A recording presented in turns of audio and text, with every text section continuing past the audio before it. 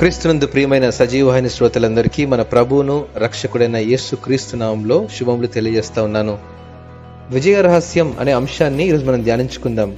లూకా సువార్త 18వ అధ్యాయము 7వ వచనంలో, దేవుడు తాను ఏర్పరచుకున్న వారు దివారాత్రులు తన్ను గూర్చి మొర్రపెట్టుకొనిచుండగా వారికి న్యాయము తీర్చడా. డిఎల్ మోడీ అనే దైవజనుని కొంతమంది ప్రశ్నించారట, మీ విజయ రహస్యం ఏమిటి అని.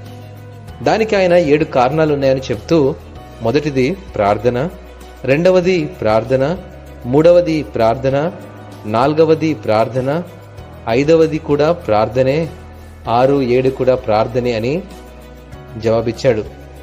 దీన్ని బట్టి అర్థం చేసుకోవచ్చు ప్రార్థన యొక్క ప్రాధాన్యత ఎట్లాంటిదో. విసుగక పట్టుదలతో ప్రార్థించిన ఆ ప్రార్థనా వీరుడు అనేక ఆత్మలను రక్షించగలిగాడు.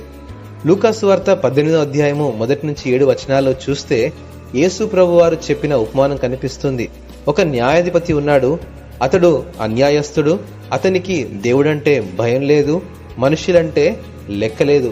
ఇట్లాంటి వ్యక్తి దగ్గరకు ఒక స్త్రీ నాకు న్యాయం తీర్చమని విసుగక పట్టు విడవక మాటి మాటికి వస్తున్న సందర్భంలో అప్పుడు ఆ అన్యాయస్తుడైన న్యాయాధిపతి ఆమెకు న్యాయం తీర్చాలని నిర్ణయం తీసుకున్నాడంట.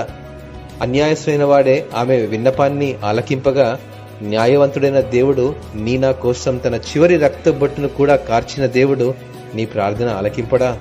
ప్రార్థించే మనము దేని నిమిత్తం ప్రార్థిస్తున్నామో దానిని పొందుకునే వరకు ప్రార్థించాలి. మనం కొద్ది రోజులు ప్రార్థించి విసిగిపోతాము. అయితే ఒక విషయం అర్థం చేసుకోవాలి, విసుగక పట్టుదలతో మనం దేని నిమిత్తమైతే ప్రార్థన చేస్తున్నామో దేవుడు దాన్ని మన కోసం సిద్ధపరిచే సమయంలో విసిగిపోయి ఇక మన ప్రార్థనకు సమాధానం రాదు అనుకొని ప్రార్థించడం మానేస్తాము. అందుకే అనేక ప్రార్థనలకు ప్రతిఫలాలు పొందలేకపోతున్నాము. విసిగిపోవద్దు. ఆయన ఆలస్యము చేస్తాడేమో గాని అలక్ష్యము చేయడు. ప్రేమైనటువంటి వారులారా, ఆ ఆలస్యాల్లో కూడా ఒక మేలు దాగుందనే విషయం మర్చిపోవద్దు. ఎప్పుడు మనకు ఏమి కావాలో నీకంటే ముందుగా ఆయనకే తెలుసు. సిలువలో ఆ యొక్క దొంగకు ఇచ్చినటువంటి వాగ్దానం ఇచ్చిన రోజే నెరవేర్చబడింది. అబ్రహాముకు ఇచ్చిన వాగ్దానం నెరవేర్చడానికి 25 సంవత్సరాలు పట్టింది.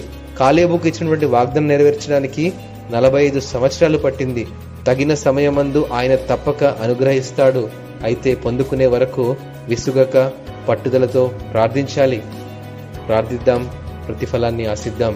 అట్టి కృప దేవుడు మనందరికీ అనుగ్రహించునుగాక. ఆమేన్.